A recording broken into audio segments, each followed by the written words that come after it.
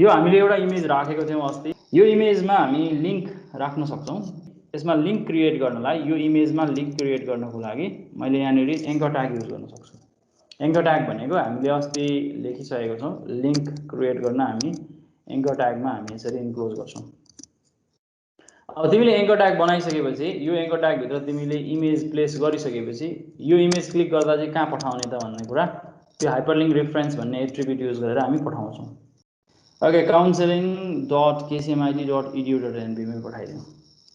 यसरी हैन link create गर्न सकिन्छ। यसलाई मैले क्लिक गरेपछि अब यसले मैले जुन लिंकमा पठाउन चाहेको छु त्यही लिंक यसले खोल्छ।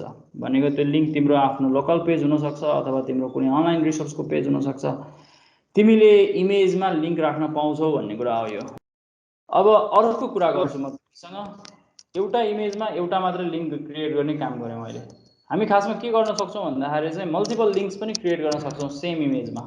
जस्तो मानौ मसँग एउटा इमेज छ, त्यो इमेजमा मसँग सपोज मानौ केही अब्जेक्टहरु छ, एउटा ल मान्छे नै छ भनौं हैन, एउटा यो मान्छे छ र अर्को यो दोस्रो मान्छे हो, यो ल तेस्रो मान्छे छ।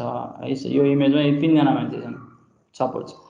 भने यो मान्छेको एरियामा मैले क्लिक गरे भने यो मान्छेको प्रोफाइल खोल्ने, यो मान्छेको एरियामा मैले क्लिक गरे भने यो मान्छेको प्रोफाइल खोल्ने, यो मान्छेको एरियामा क्लिक गरे भने यो मान्छेको प्रोफाइल खोल्ने। यदि हामीले त्यस्तो काम गर्न सक्यौं भने कति इन्ट्रेस्टिङ हुन्छ होला। एउटै फोटोमा पनि मल्टिपल लिंक्स। मलाई यहाँनेरि इमेज म्याप गर्नु छ। इमेज म्याप गर्नको लागि मलाई मिनिमम कुरा के चाहिन्छ म त्यो भन्न आँट्दै थिएँ। इमेज म्याप गर्नको लागि मलाई पहिलो कुरा इमेज चाहिन्छ। कुन इमेजमा म्याप गर्ने हो? मैले मेरो पेजमा इमेज राख्नु पर्छ। त्यसपछि मैले के गर्नुपर्छ भन्दाखेरि इमेजको कुन पार्ट म्यापिङ गर्ने हो। जस्तो मानौ यो मेरो इमेज छ भने यो इमेजको मेरो कुन पार्टलाई म म्यापिङ गर्न आँट्दै छु। जे पनि हुन सक्छ। इमेजको म्यापिङ भनेको तिम्रो डिफरेन्ट शेप हुन सक्छ हैन, इमेजको शेप डिफरेन्ट आउन सक्छ।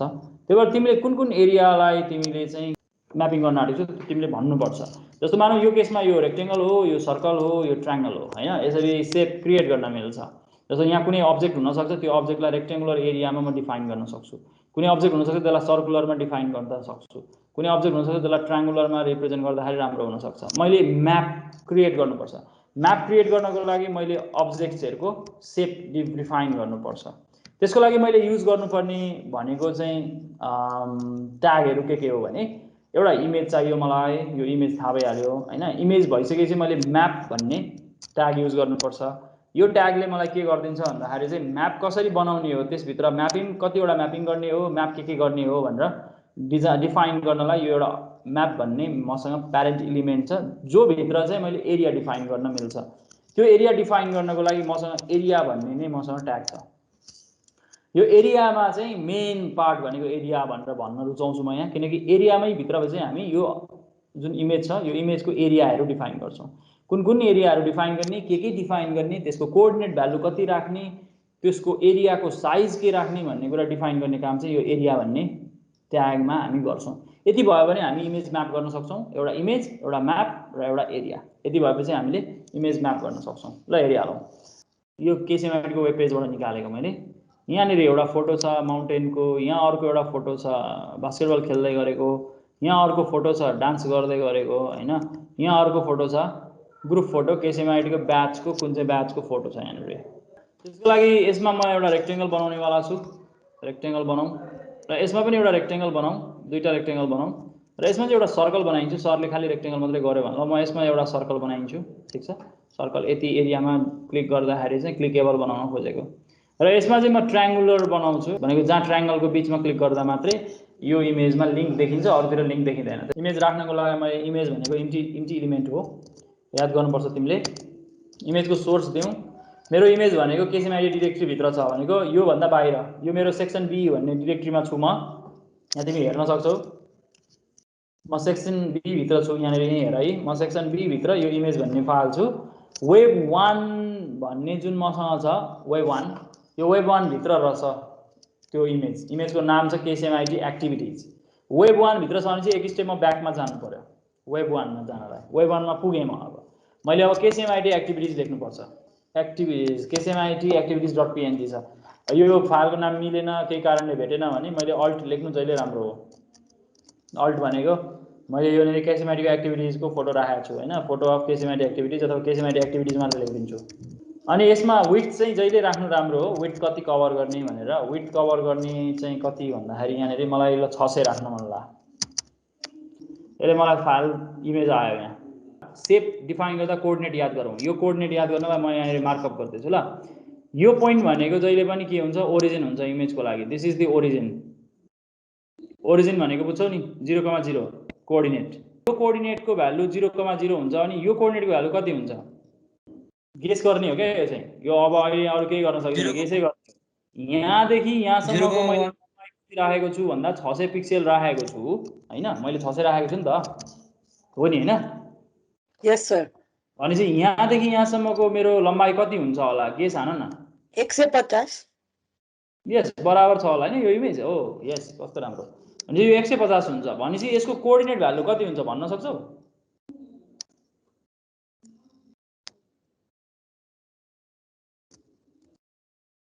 यसको कोअर्डिनेट भ्यालु y भ्यालु चाहिँ कति हुन्छ त y भनेको यहाँदेखि यहाँ छ यो त हामीलाई थाहा नै छैन गेसै गर्ने हो ओके कति राखौँ ल 140 राखौँ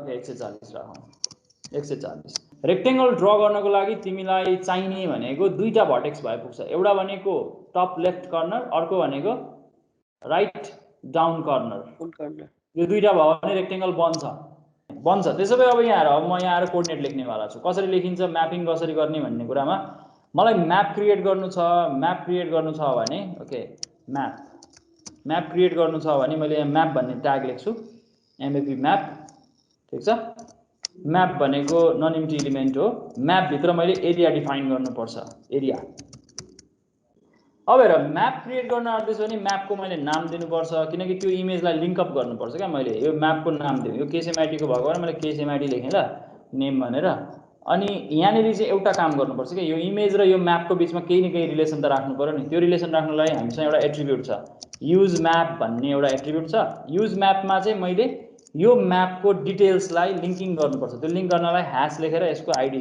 भनेको यहाँ नेम लेख्छु यसको नाम के छ केसएमआईटी यदि भएपछि अब यो मेरो जुन इमेज छ यो केसएमआईटी एक्टिभिटिज भन्ने जुन इमेज छ यो इमेजमा म अब म्याप क्रिएट गर्न आँटेको भनेर यो म्यापमा चाहिँ जे हुन्छ यही कुरा चाहिँ अब यो इमेजमा चाहिँ क्रिएट हुन्छ है भनेर भनेको हो मैले एरिया डिफाइन गर्दा हामीलाई पहिलो कुरा चाहिन्छ सेप कुन सेपमा एरिया डिफाइन गर्ने मैले रेक्टेंगल भन्दैछु रेक्टेंगलको लागि रेक्ट लेख्दा हुन्छ अनि त्यसपछि कोअर्डिनेट्स दिनुपर्छ CORDS कोअर्डिनेट्स भन्छौं कोअर्डिनेट्स दिँदाखेरि तिमीले पहिली लेफ्ट टप कर्नरको कोअर्डिनेट दिन्छौ त्यो भनेको हाम्रो यो केसमा 0,0 छ त्यसपछि कमाले सेपरेट गरिन्छ अनि राइट डाउन कर्नर भनेको अघि हामीले त्यहाँ गेस गरेथ्यौं 150, 140 यो एरिया डिफाइन भइसकेपछि यहाँ क्लिक गर्दा कहाँ पठाउने भनेर भन्नुपर्छ कहाँ पठाउने तिमीले जहाँ पठाउन सक्छौ ल सपोज google.com मा पठाइन्छ ल अहिले चाहिँ यतिकै google.com मा पठाइदिउँ http पनि लेख्नै पर्छ है यहाँनिर google.com मा पठाइदिउँ भयो कि भएन भन्ने हेर्नलाई मैले यतिकै मात्रै चेक गरेको ल चेक गरौँ है त हेरिहालौँ फायरफक्समा मेरो त खोलिराखेको छ यो पेज ल रिफ्रेश गरौँ ओके अब हेरौँ एरिया क्रिएट भयो कि भएन यस यहाँ हेर त मेरो फिंगर पोइन्टर फिंगर आयो नि यहाँनिर हैन यो ओरिजिन 0,0 यहाँसम्म आयो अनि मेरो यहाँनिर मैले डायगोनल कहाँसम्म देखाएको छु यस थ्यांक यू नेहा कस्तो खतरा मान्छे यार तिमी त 140 भने 140 रहेछ ठ्याक्कै ल इमेजमा हेर त ए थ्यांक यू सर यहाँसम्म यहाँ र न यता पनि मिल्यो के ठ्याक्कै 150 यता नि 150 ठ्याक्कै बोर्डर बन्यो नि यहाँ बोर्डरमा यो भन्दा यता छैन लिंक हेर यहाँ क्लिक गरे नि google.com खुल्छ हेर ए हैन यसरी हामी लिंक क्रिएट गर्न सक्छौं अब त्यसो भए गेस गरौँ अब नेक्स्ट लिंक कति देखि हुन्छ भन्ने कुरा यहाँ गेस गरौँ न हामीले अब त्यही अनुसार लेख्ने त हो नि अर्को पनि म रेक्टेंगल बनाउने वाला छु नि त यहाँनिर हैन यो मेरो कोअर्डिनेट भ्यालु कति हुन्छ 150 त अघि युज गरेका थियौ 105 जति ग्याप राख्दियौ 155 देखि सुरु गरौँ ल दुईटा इमेजको बीचमा थोरै ग्याप त राख्नु राम्रो हो नि त लिंकमा ओभरल्याप नहोस् भन्नलाई 155 राखे यो भनेको 0 हुन्छ हो नि यो त थाहा छ नि हो सर त्यो y एक्सिस को माथि नै छ नि कति हुन्छ यो कोअर्डिनेट यहाँदेखि यहाँसम्मको डिस्टेन्स अहिलेको जस्तै 150 है त होला हजुर सर भनेपछि यो 150 सँग जोड्दा 305 हुन्छ होला अनि तल त 140 भन्दा पनि थोर हुन्छ 140 किनकि यो इमेज त अझै सानो छ हैन यो भन्दा त अलिकति छोटै छ नि त यो 135 35 जति राखौँ न त ल इट ट्रायल गरौँ ओके 135 ल यसलाई कपी पेस्ट गरेँ किनकि सेप पनि रेक्टेंगलै हो मेरो कोअर्डिनेट भ्यालु अब यहाँ चेन्ज भयो यो भने 305 0 अनि यो कति हुने भयो 305 ए होइन सरी सर यहाँ अगाडिको 155 150 यहाँ 305 हैन यहाँ 135 हेरौँ हो कि हैन यसमा google.com मा नपठाउँ यसलाई अर्को लिङ्कमा पठाइदेऊ युट्युब सर ल युट्युबमै पठाइदेऊ न ठिक छ युट्युब सेभ गर्नु ल ल हेरौँ यो इमेज कहाँ छ हाम्रो ब्राउजर ओके यहाँ छ हामीसँग यहाँ छ अब यसलाई क्लिक गरौँ हाम्रो यो एरियामा क्लिक गर्दाखेरि हामी जान्छौँ गुगलमा यहाँ एरिया हाम्रो क्रिएट गरेछौँ यस 5 यस दामी यहीँदेखि भयो यहाँसम्म गयो अलिक टाढा गएछ अलिकति नजिक राख्दा नि हुने रहेछ भनेको 300 सम्मै राख्दा नि हुने रहेछ यो अलिकति बढी गएछ हैन 300 सम्मै राख्दा नि हुन्छ त्यतातिर नि अलिकति बढी गएछ 135 भनेपछि 30 राख्दा नि हुने रहेछ यो राखिदिइहाल्छु म है चाहिँ ट्रायल नै गर्ने हो यहाँनिर हामी त तर अब यो यस्तो इमेजहरुको चाहिँ यो ग्राफबाट तिम्रो पिक्सेल्सहरु भन्दिने तिम्रो फोटोशप जस्ता एप्लिकेसन्सहरु हुन्छन् त्यहाँबाट पिक्सेल तिमी रिट्राइभ गर्न सक्छौ अनि त्यहाँबाट तिमी डिल गर्न सक्छौ यो कुरालाई यसरी हिट एन्ड ट्रायल गर्नु नि पर्दैन यसले काम गर्दिहाल्छ यहाँ अब हामीले लगभग मिलायौं यतिको हैन यतिको मिलाएको छौं ठीक छ यहाँ त मिलेकै छ यहाँ मिलेकै छ यहाँ क्लिक गरे नि youtube.com खुल्छ खुलिरहेछ हैन यसले काम गरिरहेछ हामी यहाँबाट देख्न सक्छौं ओके अलराइट अब यो सेम प्रोसिजर तर म यसमा सर्कल बनाउनेवाला छु सर्कल है म यसमा सर्कल बनाउनेवाला छु त्यसैले सर्कल बनाउनको लागि चाहिँ अघि मैले देखाउन खोजेको कुरा सर्कल बनाउनको लागि मैले सपोज मानौँ ल यो मान्छेको बीचमा प्लेस गर्ने कोसिस गरेँ भनेपछि पिक्चरको सेन्टरसम्म आउन मन लाग्यो यहाँ आइपुग्दाखेरि हाम्रो भर्टेक्सको नाम कति भएको थियो यहाँ भर्टेक्सको भ्याल्यु यहाँ आइपुग्दा हाम्रो 305 भएको थियो अघि हैन 300 राखेको थियो 305 भएको थियो अनि कमा यो 0 थियो मलाई सर्कल बनाउनु छ भने सर्कल भनेको यो बीचतिर यसको सेन्टर किन सर्कल बनाउन मलाई सेन्टर चाहिन्छ सेन्टर भनेको मेरो x र y कोअर्डिनेट दुईटै चाहियो सर्कल बनाउन त मलाई सेन्टर र रेडियस चाहिन्छ नि त हैन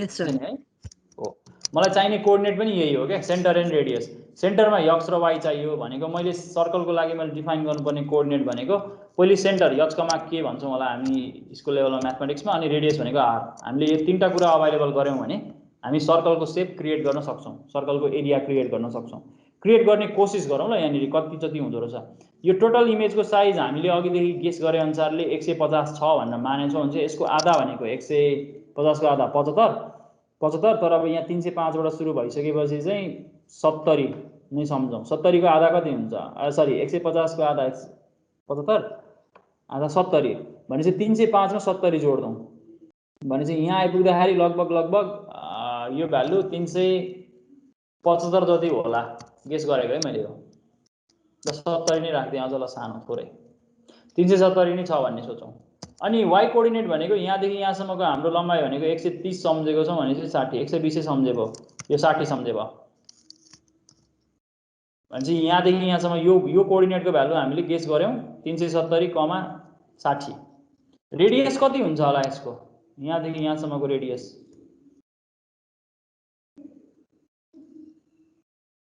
पैंतीस जति होला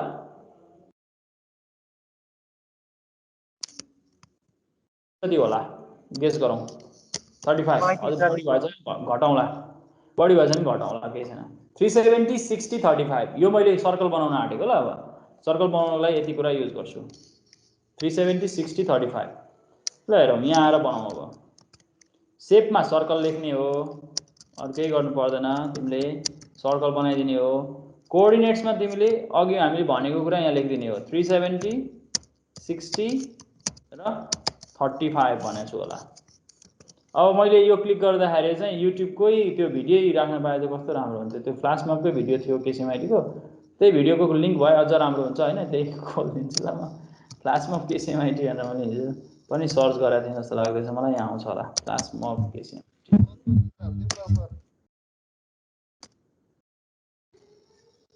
ल यही भिडियो राखिदिउँ, अब केही छैन, यो भिडियोको लिङ्क राखिदिन्छु म। ओके छोड्दिउँ। यहाँनिर यसको लिङ्क यहाँनिर क्रिएट गरौँ। ल कोअर्डिनेट्स पनि भयो, सबै कुरा भयो। सर्कुलर बन्छ कि बन्दैन त्यही हेर्न खोज्दैछौँ हामी एरियामा। ओके हामीसँग यहाँ तयार छ। अब हेरौँ सर्कलको सेप बनेको छ कि छैन हेरौँ। यहाँसम्म बन्यो, ठिक छ, हाम्रो गेस मिलाहा। सर्कल यहाँसम्म आएछ, यहाँसम्म। यो तिम्रो पोइन्टरबाट त चिनिहाल्छौ तिमी हैन, पोइन्टर र पोइन्टर नभएकोबाट। यस गुड गुड गुड। हामीले जे चाहेको लगभग त्यही भएछ। ल भएछ हैन। अनि यो मान्छेलाई क्लिक गऱ्यो भने मेरो लिङ्क खुल्छ। अब यसरी हामी इमेजमा म्यापहरू क्रिएट गर्न सक्छौँ। अघि मैले गरिसकेको छु यो हैन, भिडियो यहाँबाट प्ले भइसकेको छ। तिमी यहाँबाट देख्न सक्छौ। अब तिमीलाई ट्रायङ्गल बनाउनु पर्यो भने चाहिँ ट्रायङ्गल बनाउनको लागि अब यो म यहाँ गर्न सक्दिनँ, समय बढी गइसकेछ हैन। त्यसैले तिमीलाई मैले ट्रायङ्गल बनाउनलाई चाहिँ सेपमा तिमीले तिमी ट्राई गर है, आफै ट्राई गर। सेपमा तिमीले लेख्ने भनेको पोली हो, पोली भने पोलिगन भन्न खोजा हो। र तिमीले कोअर्डिनेट्समा चाहिँ तिम्रो अब जे बनाउन आँटेको हो, तिमीले ट्रायङ्गल बनाउन आँटेको भए तिमीलाई 6 वटा भ्यालु चाहियो, किनकि 3टा भर्टेक्स भएपछि 6 वटा चाहियो। त्यसरी तिमीले काम गर्नुपर्छ, ठिक छ। ओके ट्राई गरेर आऊ। तिमी आफै एउटा ग्यालरी बनाउने कोसिस गर आफ्नो घरमा, इमेजको ग्यालरी जसमा थम्बनेलहरू राखेर त्यसमा तिमीले इमेज म्याप गरेर आऊ, इमेजमा लिङ्क क्रिएट गरेर आऊ। समस्या भयो भने म छँदैछु। आज यति गरौँ। Thank you class.